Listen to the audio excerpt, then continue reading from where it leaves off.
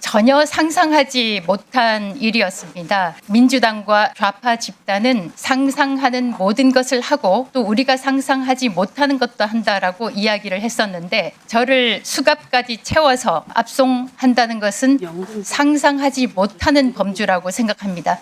이제 이 정부는 비상식적인 것이 뉴노멀인 상황이 됐다고 생각합니다.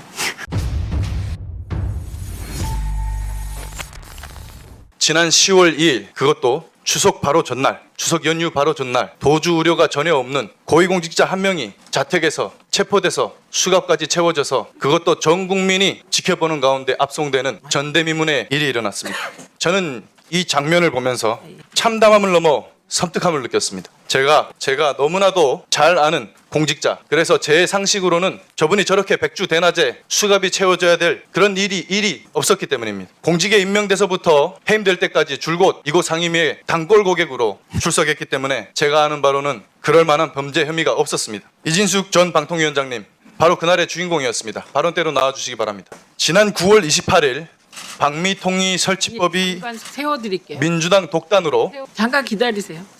계속하겠습니다. 지난 9월 28일 방미통일 설치법이 민주당 독단으로 통과되고 9월 30일 그 법이 시행되면서 위원장님은 그날로 자동 면직되셨습니다. 그러고 나서 불과 이틀 뒤 10월 2일에 전격 체포되신 겁니다. 이 방미통일 설치법은 이진숙 위원장님을 해임하기 위한 악법이었습니다. 이 사건으로 위윈폐간이라는 신조어까지도 등장했습니다. 어떻게 자유민주주의 대한민국에서 이런 일이 일어날 수 있는가? 임기가 보장된 공직자 한 명을 해임하기 위해서 법을 바꿔서 멀쩡한 기관을 하나 없애버리고 법 바꿔서 해임한 지 이틀 만에, 이틀도 채 지나지 않아서 전 국민이 보는 앞에서 수갑을 채운 것입니다. 어떻게 이 나라 자유 대한민국에서 이런 일이 일어날 수 있는가? 제가 가진 기존 상식으로는 도저히 납득할 수 없었습니다. 위원장님, 그날 위원장님은 수갑을 차고 압송되시면서 이런 말을 남기셨습니다. 저와 함께 수갑을 차고 체포된 건 자유 대한민국의 자유민주주의다. 국민도 없고 주권도 없다. 그때 어떤 심정이셨습니까? 요약해서 명쾌하게 답변 바랍니다. 방금 의원님 말씀하신 것과 100% 공감을 하고 있고 전혀 상상하지 못한 일이었습니다. 제가 이전에도 민주당과 좌파 집단은 상상하는 모든 것을 하고 또 우리가 상상하지 못하는 것도 한다라고 이야기를 했었는데 저를 잘라내기 위해서 어떤 일도 마다하지 않을 것이다 라고 생각했던 것은 상상할 수 있는 범주. 그런데 제가 자동으로 면직, 그러니까 해임되고 난 이틀 뒤에, 정확하게 얘기하면 하루 뒤에 저를 수갑까지 채워서 압송한다는 것은 상상하지 못하는 범주라고 생각합니다. 이제 이 정부는 비상식적인 것이 뉴노멀인 상황이 됐다고 생각합니다.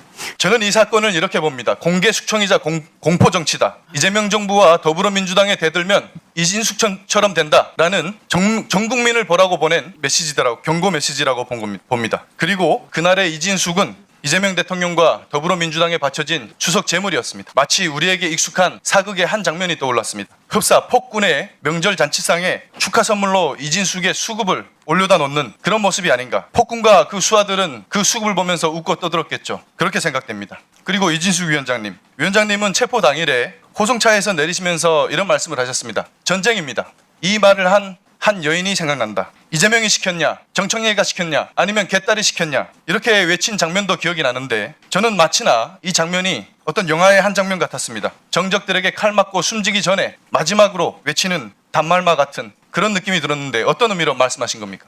저는 경찰의 조사를 성실하게 받아왔습니다. 왕복 4시간이 걸리는 유성경찰서, 대전 유성경찰서의 조사도 4번이나 받았고 심지어는 제가 핸드폰까지 압수돼서 포렌식에까지 참여를 했습니다.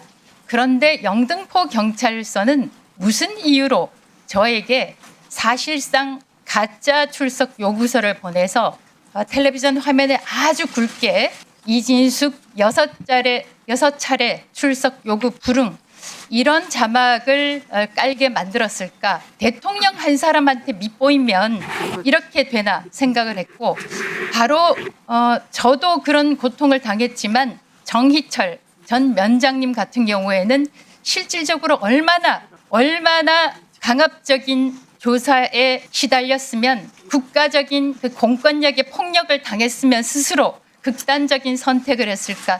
정말 안타깝습니다. 그 체포의 과정, 그 절차의 부적절성에 대해서는 추후에 또 추가 질의를 하도록 하겠습니다.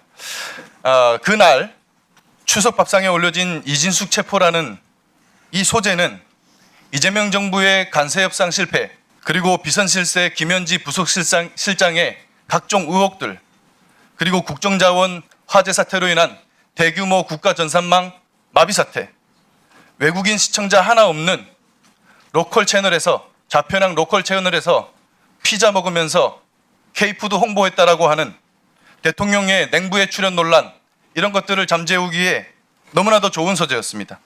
저들에게는 아마도 너무나 좋은 추석 선물이 아닌가 이런 생각이 드는데 위원장님 어떻게 생각하십니까?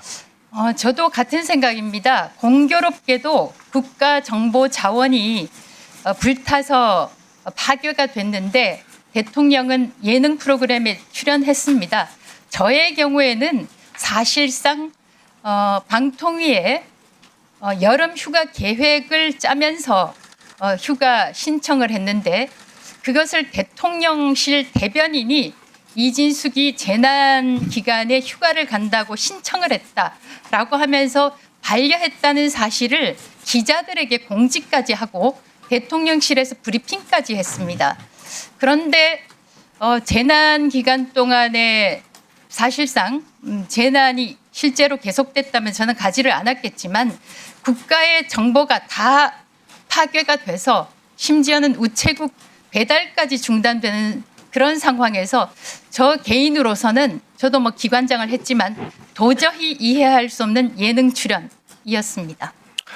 이게 얼마나 졸속적이고 정말 불법적으로 행해진 구속 절차였는지 인용률이 0%에 가까운 체포 족부심이 인용돼서 체포된 지 불과 이틀 만에 석방되셨죠. 그렇습니다. 석방되시던 날 위원장님은 또 이런 말씀을 하셨습니다. 국민께서 방송에서 이재명 대통령 일정과 함께 많이 보이는 것이 법정, 구치소, 유치소 장면이다. 대통령의 비위를 거스르면 당신들도 유치장에 가실 수 있다는 함의가 여러분이 보시는 화면에 담겼다. 이런 말씀을 하신 이유가 있을 것 같습니까? 어떻습니까? 제가 이재명 대통령이 주재하는 첫 번째 국무회의에서 3특검, 지금 그 활약상을 보고 계십니다만 3특검에 대해서 정치 보복으로 비칠 수 있다. 대통령께서는 선거 운동 기간에도 그랬었고 당선되고 난 다음에도 전 국민의 대통령이 되겠다. 통합의 대통령이 되겠다라고 말씀하셨는데 이런 부분, 특히 국민의힘은 특검 추천에 참여하지 않고 민주당과 조국혁신당만 참여를 하게 된다면 사실상 정치 보복으로 비칠 수 있다라고 말씀을 드렸습니다. 그런데 그때부터 시작되었을까요? 각종 사퇴 압박이 이어졌고 저는 쫓겨났습니다. 그래서 지금 이제 여러분들께서 실제로 국민 여러분들께서 텔레비전 화면에서 어떤 사람들은 수갑을 차고 가고 있고 어떤 사람들은 소위 내란 동조 세력이라고 해서 특검에 불려 나가고 있습니다. 그래서 저 개인적인 생각에 수갑을 또 채울 수는 없겠지만 제 생각은 그렇습니다. 대통령한테 한번 밑보이면 당신들도 이렇게 될 수 있다, 될 것이다. 그런 메시지라고 저는 생각하고 있습니다. 네, 그간 방통위원장으로서의 이진숙 위원장님 업무에 대한 그런 평가는 국민마다 다를 수 있습니다. 그러나 국민들 개개인의 평가와는 별개로 이와 같은 정말 무도한 체포 이런 일이 일어난 것에 대해서는 정말 우리 국민께서 정말 강조하시면 안 된다 이런 말씀을 추가 드리겠습니다.